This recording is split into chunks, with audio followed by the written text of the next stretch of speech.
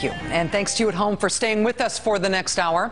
Right after Osama bin Laden was killed by U.S. Navy SEALs in Pakistan on May 1st, in the 72 hours that followed that mission, there was an immediate flurry of sometimes contradictory, often vaguely sourced, supposed details about how that raid went down. Once those details were exposed as sometimes contradictory and often vaguely sourced, the open spigot of bin Laden raid details was essentially turned off. The White House shut down in terms of providing any new details about the raid, no more step-by-step accounts of what happened. And that's sort of how it's been. Until now. Now, 2 weeks after the self-imposed cone of silence period, we are starting to get a first round of fresh reporting about the raid for the first time in a couple of weeks. And some of the details that are being provided today by unnamed officials who spoke to the Associated Press, some of these details, if they're true, they materially change what had been our previous understanding of how the mission unfolded. The Associated Press reporting in rather remarkable detail about the exact confrontation between the Navy SEALs and Osama bin Laden personally. According to these unnamed officials, it was 3 Navy SEALs who reached the top floor of the bin Laden compound. And then they immediately spotted bin Laden himself standing at the end of a hallway. When bin Laden saw the SEALs, he quickly ducked into his bedroom. Those 3 SEALs then chased bin Laden into the bedroom. They found him there, but they also found 2 women standing in front of him. One of the SEALs grabbed the 2 women and shoved them away from bin Laden. One of the other 2 SEALs in the room then opened fire and killed bin Laden, shooting him once in the chest and once in the head. As they were clearing the room, the SEALs then reportedly found 2 weapons, an AK-47 and a Russian-made Makarov pistol. They were reportedly sitting on a shelf next to the door the SEALs had gone through in order to get into that bedroom. There's also been some confusion about the code word that was used in the mission, Geronimo. According to some early reports, Geronimo had been the code name for bin Laden himself. According to some other reports, Geronimo was the signal, the code word for the overall mission itself. Well, according to this new report out today, it was neither. The AP reporting today that Geronimo was not bin Laden's code name, but rather a representation of the letter G. Each step of the mission was labeled alphabetically, and Geronimo meant that the raiders had reached step G, which was the killing or capture of bin Laden. One of the things that has happened domestically since Osama bin Laden was killed is that there has been an effort on the political right in this country to try to blunt any political benefit that President Obama might get from the death of bin Laden by instead trying to transfer credit for bin Laden's death retroactively to George W. Bush. Specifically, to achieve maximum political leverage, the effort is to credit Bush administration policies that were ended by Barack Obama, to credit those policies specifically for laying the path that led to that compound in Pakistan where bin Laden was killed. This effort on the right has been led by elected Republicans, particularly by Congressman Peter King of New York, who has been proclaiming since essentially the first minute we knew anything about this raid, that the form of torture known as waterboarding specifically brought us to Osama bin Laden. It is a charge that has been echoed enthusiastically by many conservative figures in the media. Without enhanced interrogation, without rendition, without black sites, this day would not have been possible. Yeah. So if we want more successful days like this, we must argue that the Obama policies were wrong and the Bush policies were right. We must argue the Obama policies were wrong and the Bush policies were right. That should blunt any political impact this might have for President Obama. Former Bush administration Attorney General Michael Mukasey has been banging this particular drum alongside Fox News personalities like Mr. Hannity. Mr. Mukasey asserts in the Wall Street Journal that there was a, quote, waterboarding trail to bin Laden. In fact, there was not. Whatever Mr. Mukasey or any Fox News personality or any former Bush administration officials other than Mr. Mukasey might have conjured, what he is asserting about the waterboarding trail to bin Laden is not true. And we know that's not true from people who are actually, unlike him, in a position to know.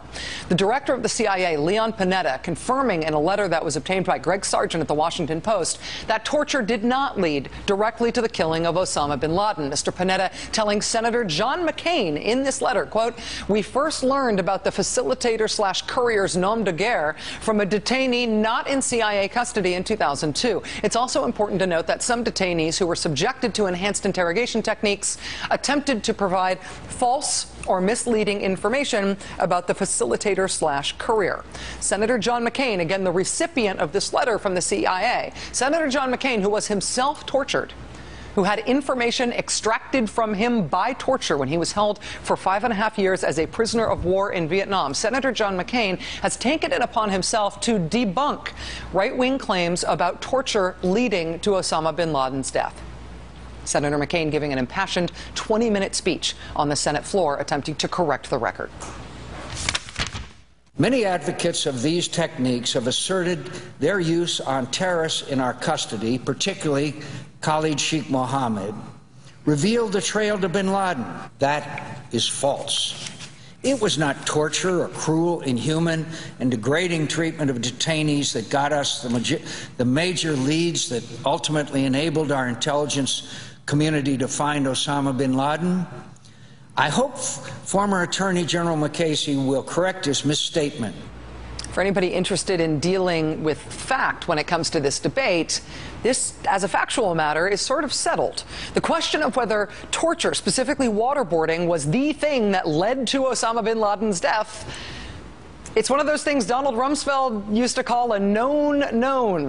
Whatever hypothetical debates you want to have about torture, about whether you like President Bush or President Obama better, and their approach to prisoners and the law and interrogation, this is not a hypothetical. This is a knowable and known thing. Torture didn't lead to bin Laden. But with Republican presidential candidates starting to jockey for position, desperate to press any advantage over President Obama, the fact that the torture led to bin Laden Fox News hypothesis has been debunked, unquestionably debunked, is not stopping the assertion on the right for political gain. And that today has made something amazing happen. That has led one Republican presidential contender, a former Republican senator, to do something that I have to believe he must regret.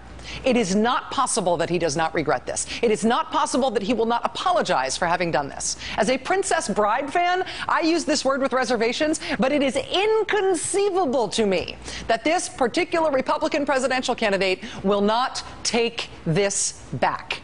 Did you hear about what Rick Santorum has done? Presidential candidate Rick Santorum, speaking to conservative talk radio host Hugh Hewitt, said this of John McCain's views on torture as they relate to Osama bin Laden. Quote, "He doesn't understand how enhanced interrogation works. I mean, you break somebody and after they're broken, they become cooperative. And that's when we got this information. And one thing led to another and led to another, and that's how we ended up with bin Laden." A, not true. B, what? Quoting again from this interview, Hugh Hewitt says, "Your former colleague John McCain said, look, there's no record, there's no evidence here that these methods actually led to the capture or the killing of bin Laden. Do you think he's got an argument?" Rick Santorum, "I don't. He doesn't understand how enhanced interrogation works." Rick Santorum says John McCain does not understand torture the way that Rick Santorum does. We called Rick Santorum's campaign tonight mostly because I felt dumb, like I'd missed something. Clearly the apology must have been posted somewhere and I just couldn't find it. I mean, granted, it is hard to Google anything about Rick Santorum, particularly from your work computer. So but we called Rick Santorum's campaign fully expecting to be directed to what must have been his apology for saying that John McCain doesn't understand torture the way he does, the way Rick Santorum does.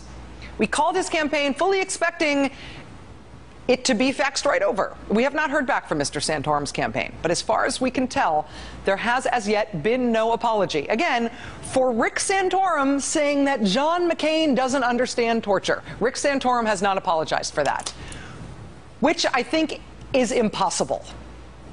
Gah. Joining us now is Michael Isikoff, NBC's national investigative correspondent and a person who is much more level-headed about everything than I am, and therefore I'm happy to talk to him. Mike, thanks for joining us. Good to be with you, Rachel. I do not know if Rick Santorum makes apologies, so who knows what happens to him here. But if torture is going to be back as a point of debate in presidential politics, How do you match Rick Santorum's argument about breaking someone with torture to what we know about the facts here?